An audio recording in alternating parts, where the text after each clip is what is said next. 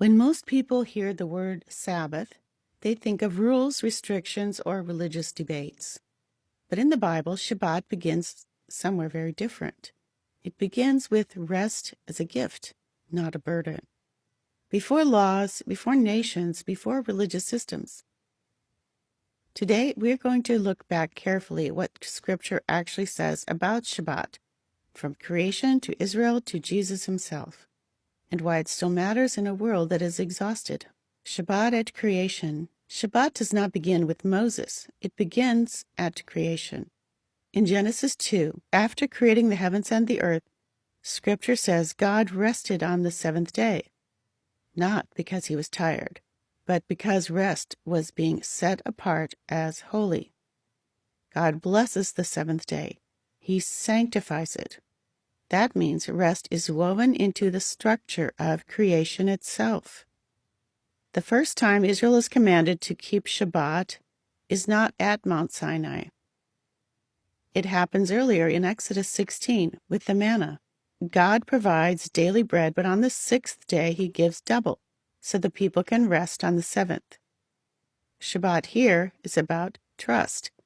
Trust that God will provide even when you stop gathering. This is a radical idea for former slaves, people whose survival once depended on constant labor. Rest requires trust. In Exodus 20, God formally commands Shabbat in the Ten Commandments. And notice the reason given. In Exodus, Shabbat is tied to creation. In Deuteronomy, it is tied to deliverance from slavery. Shabbat says you are not defined by production. You are no longer owned by Pharaoh. Rest becomes a declaration of freedom. In Exodus 31, God calls Shabbat a sign between himself and his people, a sign that they belong to him.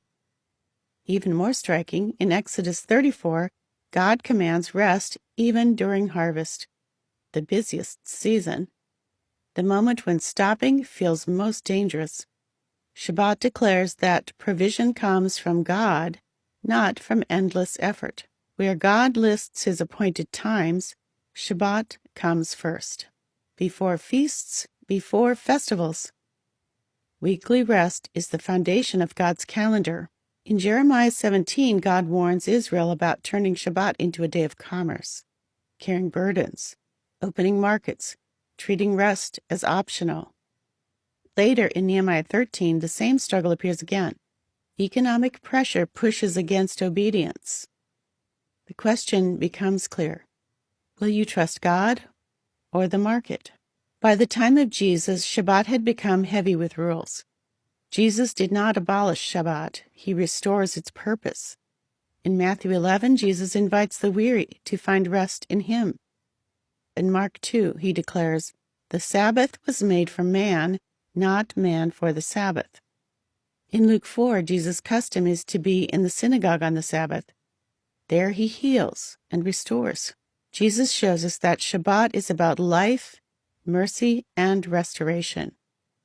Shabbat reminds us that we are not machines, that time belongs to God, that rest is an act of trust. In a world shaped by constant productivity, Shabbat stands as a quiet, faithful resistance. It echoes God's day of rest after creation and foretold the coming of Christ the Messiah.